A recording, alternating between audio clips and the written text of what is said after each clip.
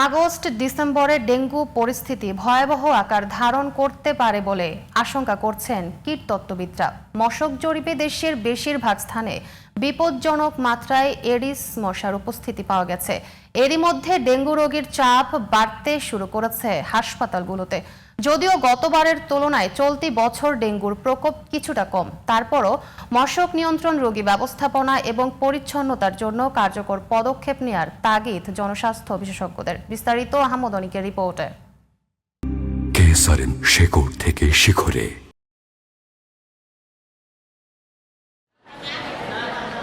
দেশের হাসপাতালগুলোতে ক্রমান্বয়ে বাড়ছে ডেঙ্গু রোগীর চাপ, ঘটছে মৃত্যুর ঘটনাও। তবে গত বছরের তুলনায় এবার ডেঙ্গুতে মৃত্যু এবং আক্রান্তের হার কিছুটা কম। স্বাস্থ্য অধিদপ্তরের তথ্য অনুযায়ী গত বছরের প্রথম 6 মাসে ডেঙ্গু আক্রান্ত হয়ে মারা গেছেন 42 জন, আর হাসপাতালে ভর্তি হন 10,000-এর বেশি রোগী।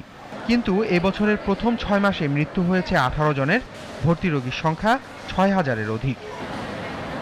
চলতি বছর এখন পর্যন্ত রোগটিতে মারা গেছেন 37 জন।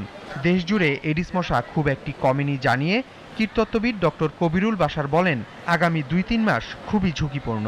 এডিস মশার ঘনত্ব, ডেঙ্গু রোগীর সংখ্যা, বৃষ্টিপাত, তাপমাত্রা, আর্দ্রতা এই কয়েকটি মিলিয়ে আমরা একটি প্রেডিকশন মডেল তৈরি করি। সেখানে স্পষ্ট দেখতে পাচ্ছি ডেঙ্গু আগস্ট এবং সেপ্টেম্বরে বেশ ভয়াবহ হতে পারে বেশ কয়েকটি জেলাতে।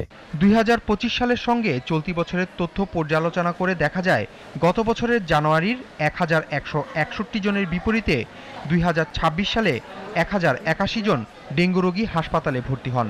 ফেব্রুয়ারি ও মার্চে তুলনামূলক রোগী বেশি ছিল চলতি বছর। এরপর 2026 সালের এপ্রিল, মে ও জুন মাসে গতবারের তুলনায় কম রোগী শনাক্ত হয়।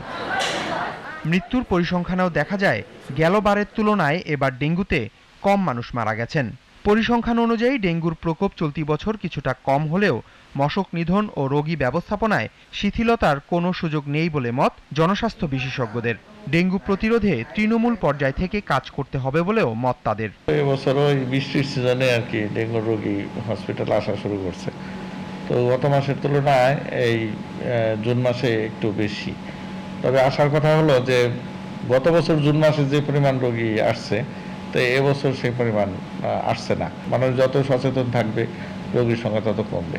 মশা নিয়ন্ত্রণ, রোগ নিয়ন্ত্রণ, রোগী ব্যবস্থাপনা, পরিবেশ পরিচ্ছন্নতা একসাথে তৃণমূল পর্যায়ে করতে হবে। তৃণমূল পর্যায়েটা করলে আমাদের রোগী কমে যাবে। তারপরে হাসপাতাল ব্যবস্থাপনাটাও আমাদের বিকেন্দ্রিক করতে হবে, যেন সবাই যেন ঢাকার দিকে না আসে। এডিস মশার হাত থেকে বাঁচতে প্রয়োজনীয় নির্দেশনা এবং সবসময় মশারি টানিয়ে ঘুমানোর পরামর্শ চিকিৎসকদের। আহমদ অনিক, জিটিভি নিউজ, ঢাকা।